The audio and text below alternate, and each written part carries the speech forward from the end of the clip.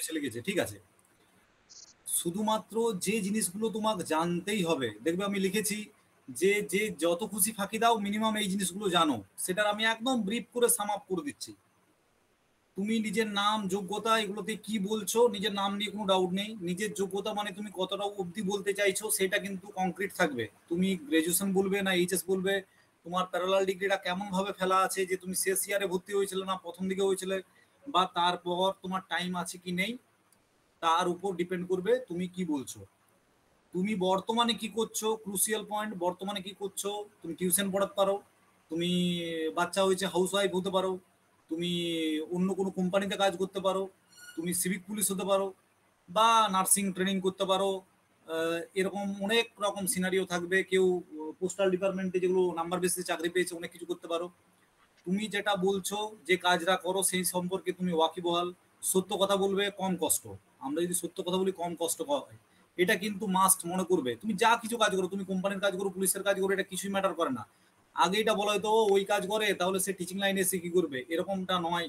Minimum তুমি কিছু করো, এটা ইম্পর্টেন্ট। যে কাজ করতে পারে তাকে দিয়েই কাজ করানো যাবে, এটা সব থেকে সিম্পল ওয়ে। শখ, তোমার শখ আমি প্রতিদিন বলি, আমার শখ হচ্ছে কবিতা শোনা। তার মানে সেটা শখ, আমি শুনতে পারি ইউটিউব থেকে, করতে পারি ফেসবুক থেকে।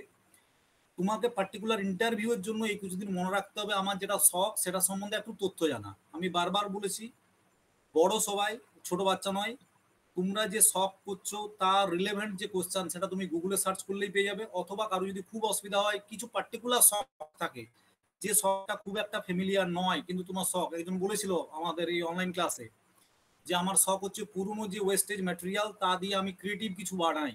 এর ক্ষেত্রে খুবই ভালো কোশ্চেন আসবে যে তুমি ওয়েস্টেজ ম্যাটেরিয়াল যে বানাচ্ছ এটা কি বলে। ইট ইস কল রিসাইকেলিং। এটা আমাদের সাস্টেনেবল ডেভেলপমেন্ট বা পরবর্তী যে উত্তরাধিকার যারা আমাদের, তাদের জন্য আমরা কিছু রেখে যাচ্ছি, সেটার উপর কোশ্চেন হতে পারে। কোশ্চেন কি হতে পারে, এই যে তোমার ক্রিয়েটিভিটি, ক্রিয়েটিভিটিটা কি, ক্রিয়েটিভিটি একটা মানুষের থাকে কেমন ভাবে, তার বহিঃপ্রকাশ ঘটে, একটা বাচ্চার মধ্যে কিভাবে তাকে ফলপ্রসূ করানো যাবে, এটা প্রচুর কোশ্চেন সে পেয়ে যাবে। তাহলে তুমি এই জিনিসগুলো কিন্তু লিখছো, আমি খাতাটা ছবি পাঠিয়েছি, একটা সাইড করে তুমি কিন্তু নিজের লিখবে, শখটা নিজের পছন্দ মতো লিখবে। কারো কিছু ডাউট হবে আমাকে ডিরেক্ট মেসেজ করবে, গ্রুপে না, এগুলো পার্সোনাল ব্যাপার। যদি কারো কিছু আটকায় তবে মেসেজ করবে, অযথা মেসেজ করার কিছু দরকার নেই যদি তোমার ক্লিয়ার থাকে। আচ্ছা, এরপর যেটা করতে হবে সেটা হচ্ছে তোমার স্ট্রেংথ অ্যান্ড উইকনেস। এটা ভেরি ভেরি ইম্পর্টেন্ট। আমি যে প্রশ্ন বলছি এগুলো বিগত বছরগুলোতে ইন্টারভিউতে বারবার ধরে ধরেছে। তুমি স্ট্রেংথটা সেই সময় ভাবছো না, যে সময় তুমি ইন্টারভিউ বোর্ডে 5 জনের সামনে 3 জনের সামনে আসো, তারা প্রফেসর লেভেলের থাকবেন, একজন সিডিপি থাকবেন, একজন এনভায়রনমেন্টের থাকবেন, একজন সাবজেক্টের থাকবেন। তিনি জিওগ্রাফির হতে পারেন, ম্যাথের হতে পারেন, যে কিছু হতে পারে। তোমার স্ট্রেংথ অ্যান্ড উইকনেস বলবে, তুমি রেডি হয়ে যাচ্ছ, প্রিপারেশন নিয়ে যাচ্ছ, কিন্তু কখনোই তুমি প্রশ্নের উত্তর মুখস্থ বলছো না।